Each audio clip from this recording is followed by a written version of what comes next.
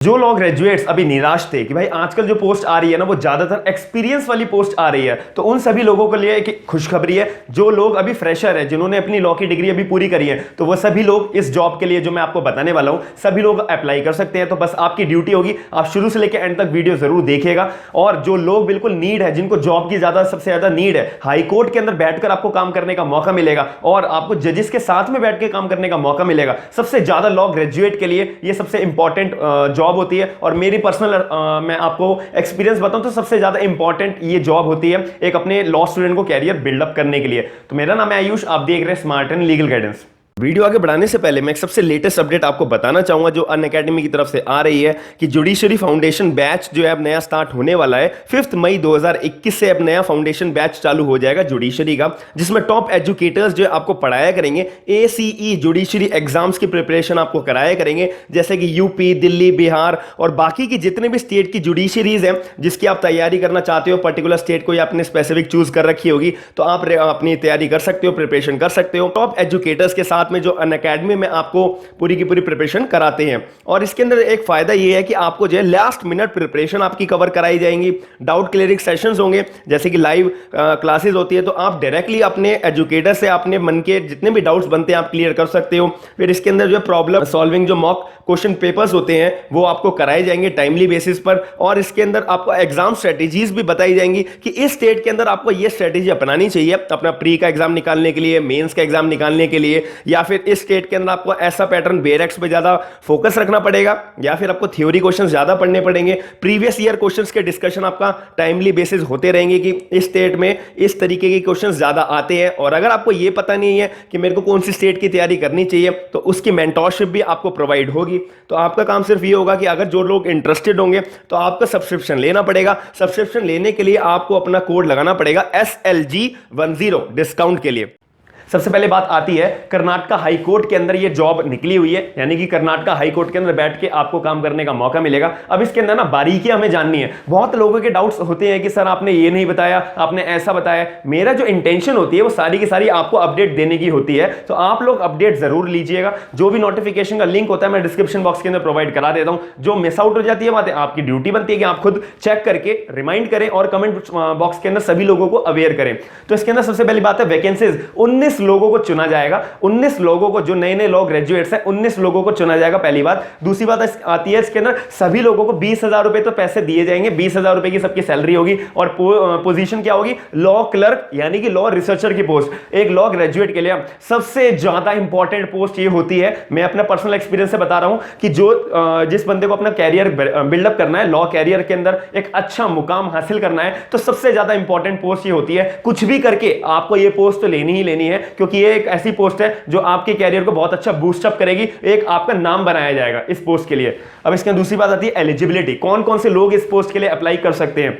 सबसे पहली बात आती है कि आपके पास लॉ की डिग्री होनी चाहिए, भले 3 साल वाली हो, भले 5 साल वाली हो। आपके पास 50% होने चाहिए। 50% जिसके LLB की डिग्री में है वो लोग अप्लाई कर सकते हैं, पहली बात। दूसरी बात इसके अंदर आती है 30 साल तक के लोग ये अप्लाई कर सकते हैं, यानी कि मैक्सिमम एज 30 साल तक इसके अंदर नोटिफिकेशन में लिखी गई है। तीसरी बात हमें समझनी है कि भाई आपको ना थोड़ी बहुत कंप्यूटर की नॉलेज तो होनी चाहिए। अब चौथी बात में ना लोगों को दिक्कत आएगी। चौथी बात इसके अंदर बोला हुआ है कि अगर कोई भी लॉ ग्रेजुएट इस जॉब को लेना चाहता है ना, तो उसको एनरोल्ड कराना पड़ेगा स्टेट बार काउंसिल में, वो भी कर्नाटका स्टेट बार काउंसिल में एज एन एडवोकेट के तौर पे। तो भाई अगर आपको जॉब चाहिए और आपके मन में ये फिक्र नहीं है कि भाई मेरे को कोई भी स्टेट मिले, मुझे तो जॉब चाहिए, मेरे को अपना कैरियर बिल्डअप करना है, मेरे को अपने आप को कैरियर लॉ के कैरियर के अंदर एक अच्छा मुकाम हासिल करना है, तो आपको ये बातें तो थोड़ी डिफिकल्टी आएंगी। अपने आप को इसके अंदर आपको अच्छा बनाना पड़ेगा, सारी एलिजिबिलिटी को क्रॉस करते हुए जॉब को लेनी पड़ेगी। तो वही लोग जॉब ले पाएंगे जिनके मन में लगन होगी और सारी की सारी एलिजिबिलिटी क्राइटेरिया को फुलफिल करेंगे। बिल्कुल फ्रेशर्स की जॉब पोस्ट है।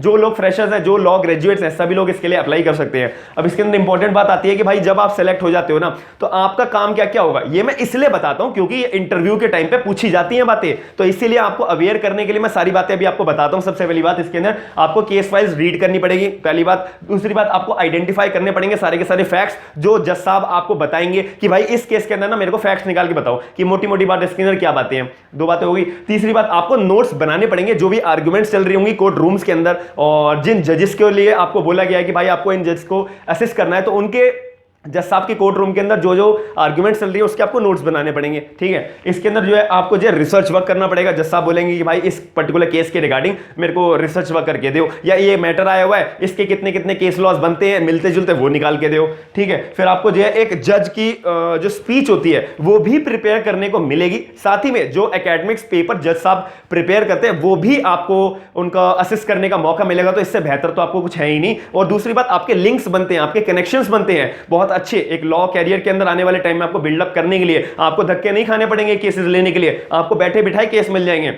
तो ये एक शुरुआत होती है। ये ऐसी पोस्टों में जाता हूं कि सब लोगों को अपने लाइफ के कैरियर के अंदर करनी ही चाहिए जब वो अपना लॉ का कैरियर बिल्डअप करने वाले हैं। तो इसके अंदर आगे बात करूं तो इसके अंदर बात आती है कि भाई अब मैं अप्लाई कैसे करूं। मैंने सारी बात समझ लिया, मैं अप्लाई कैसे करूं। अप्लाई करने का बिल्कुल सिंपल तरीका है। आपको जो है ना एक एप्लीकेशन फॉर्म भरना है, वो लिंक डिस्क्रिप्शन बॉक्स के अंदर आपको मिल जाएगा, कहीं इधर उधर जाने की जरूरत नहीं है। साथ ही में आपने एप्लीकेशन फॉर्म का प्रिंट निकाला, सारी डिटेल्स भर ली, फोटो अपनी पेस्ट कर दी, फिर आपको जो है 10वीं और 12वीं की मार्कशीट निकालनी है और अपना ना सेल्फ अटेस्ट कर देना 10वीं की मार्कशीट पे भी और 12th की क्लास की भी मार्कशीट के ऊपर। फिर आपको जो है एनरोलमेंट का सर्टिफिकेट का भी प्रिंट निकालना है, उस पर भी आप अपना नाम और सिग्नेचर कर देना और डेट डाल देना। तो इसको बोलते हैं सेल्फ अटेस्ट करना।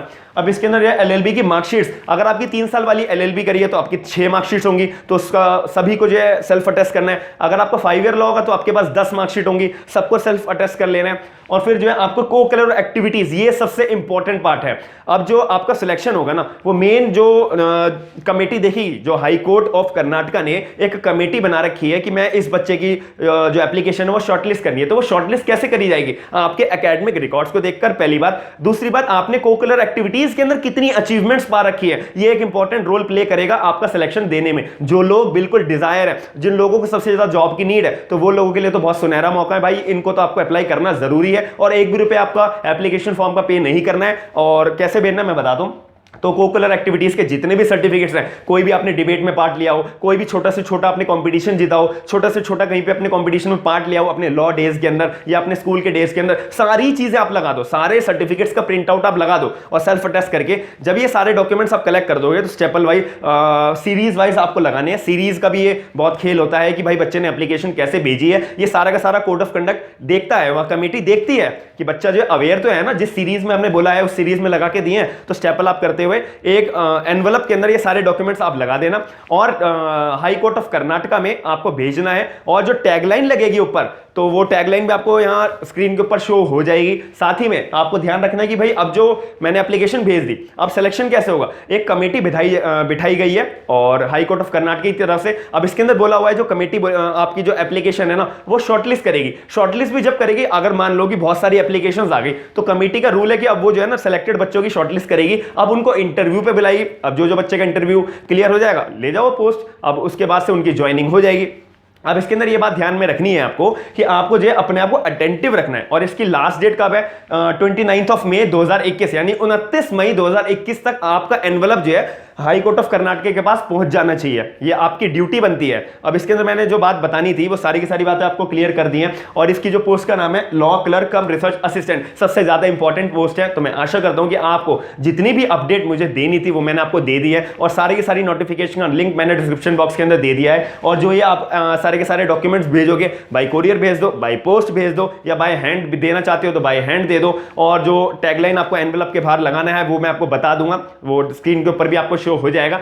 तो मैं आशा करता हूं कि आपको ये वीडियो जब बहुत ज्यादा इंफॉर्मेटिव लगी होगी, तो आपकी ड्यूटी बनती है आप मेरा सपोर्ट करें और वीडियो को ज्यादा से ज्यादा शेयर करके जो लोग ग्रेजुएट्स को सबसे ज्यादा नीड है ना, उनकी आपको मदद करना सबसे जरूरी है। क्योंकि आजकल का टाइम आप जानते हैं जब बहुत सारे लोग जॉबलेस हैं और बहुत सारे लोग डिमोटिवेटेड है। तो इसी वजह से एक इंटेंशन थी मेरी वीडियो ये वाला आपको अपडेट देने के लिए। 29 में आखिरी डेट है, सभी लोग अप्लाई जरूर करिएगा, वीडियो को लाइक जरूर करिएगा, चैनल को सब्सक्राइब जरूर करिएगा ऐसी वीडियोस जॉब की अपडेट्स पाने के लिए। थैंक यू, धन्यवाद।